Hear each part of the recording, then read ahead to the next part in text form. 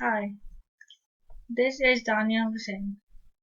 Today I'm going to be doing a commentary on the poem A Bronzeville Mother Loiters in Mississippi, Meanwhile a Mississippi Mother Burns Bacon. This poem is written by Gwendolyn Brooks, and this poem is found in the Bean Eaters collection of her work, which was published in the 1960s. The Bean Eaters collection deals with the civil rights movement and the events that were taking place during the civil rights movement, and it deals with the problems between the blacks and the whites, particularly in the South. I will give a little bit of context to the poem. So the poem deals with the murder of Emmett Till, who was killed by the husband of Carolyn Bryant, who was Roy Bryant's wife. Emmett Till was only 14 when he was killed by Roy Bryant, and he was originally from Chicago, and he was just visiting his uncle in Mississippi for the summer. The only crime he committed was that he whistled at Carolyn Bryant while he was visiting her store. And I think this poem is very unique because it is actually written from the perspective of Carolyn Bryant instead of the perspective of Emmett Till's mother. And I think this was also a very interesting choice because the other poem we read from the Bean Eaters was um, written through the point of view of a black person. It's interesting to see how Gwendolyn Brooks takes the persona of a white woman and makes people realize that white people are not that brutal, and they also have feelings for the black people. I interpreted this poem to be that Carolyn Bryant is feeling guilty about getting Emmett Till killed by her husband, as Till's death wasn't justified whatsoever. And I will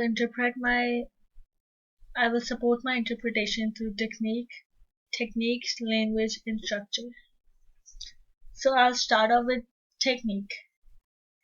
The first thing when you start reading the poem, this section of the poem, the first thing that the readers notice right off the bat is that the there's a lot of imagery present, and we can classify this imagery as visual imagery. Also, it could be further classified into fairy tale imagery. Some examples of fairy tale imagery is the dark villain, knights and princesses, dark villain, fine prince.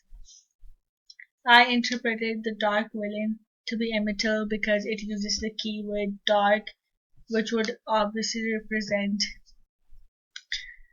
the dark color of Emmett Till as he was black, and the fine prince to be I interpreted the fine prince to be Carolyn's husband, Roy Bryant, because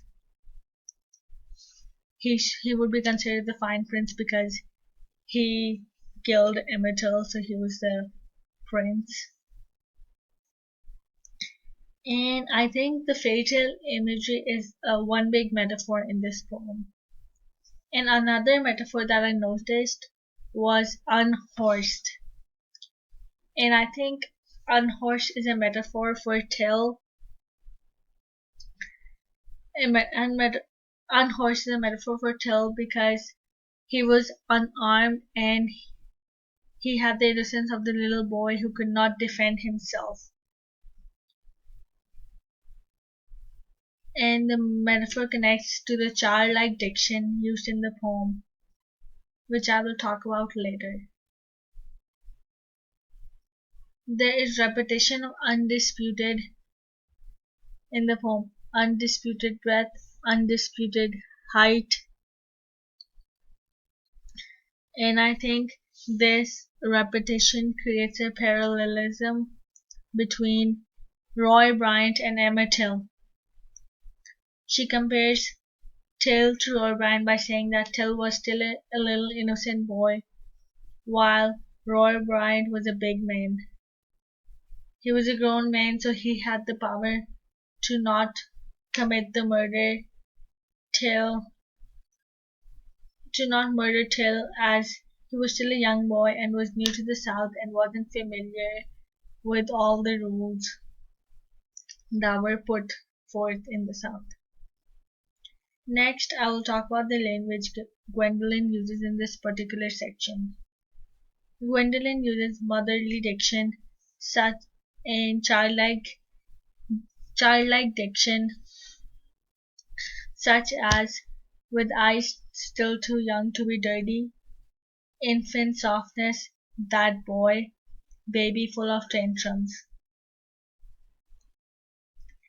This creates a maternal pull towards Emmett Till, and it indicates that Carolyn was herself a mother and couldn't think of this happening to her own kids. Because Carolyn Bryant had kids, I think that's why she was able to realize that what her husband did was wrong and it wasn't fair. It wasn't a fair thing to do with Emmett Till. The language Carolyn uses for her husband creates a cacophonic tone. I think over here, the baby full of tantrums is about the fine prince, which is obviously her husband, and the baby full of tantrums creates not a pleasant sounding tone, it creates cacophonic tone. When you hear a baby crying, it's not very pleasant. It's kind of annoying, and it seems like he's cranky or he's yelling. Next, I will talk about the structure of this particular section. After these two stanzas, there's shift as the focus shifts from Emmett Till to Roy Bryant, who's Carolyn Bryant's husband. There's a contrast between Emmett Till and Roy Bryant. She uses very mother-like diction for Emmett Till and soft diction, while in the second part of the poem, it's kind of like an angry tone when she starts talking about her husband. It proves that she's actually really mad at her husband for killing Emmett Till. In conclusion, I think that Carolyn Bryant has a maternal pull towards Emmett Till because she herself is a mother and she didn't want this to happen. And all mothers love their children so much, so they can't think about hurting other mothers' children. So that proves that Carolyn Bryant is guilty of guilty about getting Emmett Till killed, and she's really